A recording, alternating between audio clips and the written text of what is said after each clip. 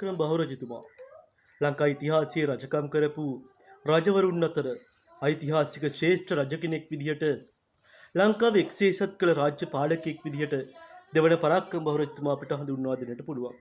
මායා රටේ සියසුන අත්පත් කරගත් දෙවන පරාක්‍රම බහුරජතුමා තමාගේ පිය රජතුමාගේ අවයමෙන් පසුව දඹදෙණිය රාජධානිය තුල රජකම් කරන්නට කටයුතු කරනවා.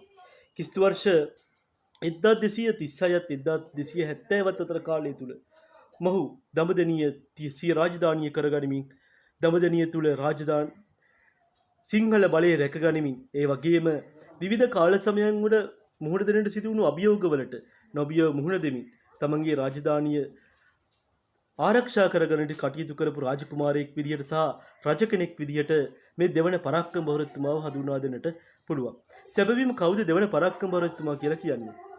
කලිකාල සාහිත්‍ය සර්වඥ පණ්ඩිත් යන ගෞරවනීය උපාධි නාමයේ පටබැඳුණු සසදාවත, මෝදේවදාවත, දලදාවත මේ වගේ ග්‍රන්ථ රචනා කරන්නට මූලිකත්වයේ ගත්ත අග්‍රගණ්‍ය උගතෙක් ලෙස ලංකා ඉතිහාසයේ සඳහන් කරන මේ දෙවන පරාක්‍රම බහුරජතුමා ගත් කල සැබවින්ම විශිෂ්ට පාලකයෙක් ලෙස ලංකා ඉතිහාසයට එකතු වෙනවා.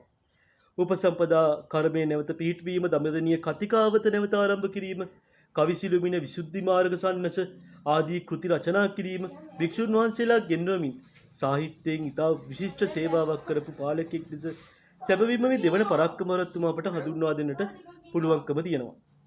දෙවන පරාක්‍රම බහුරජතුමා විසින් සිදු කරන ලද සුවිශේෂ කරතව්‍යයක් නම් රජරට රාජධානියේ පොළොන්නරුව තුල තම ආධිපත්‍යය ගෙන ගිය කාලිංග මාගියන් මුහුදෙන් නිහාට ගොළු මුහුදෙන් නිහාට යවන්නට කටයුතු කරපු පාලකයෙක් ලෙස දෙවන පරාක්‍රම බහුරජතුමාව හඳුන්වා දෙන්නට පුළුවන්කම තියෙනවා.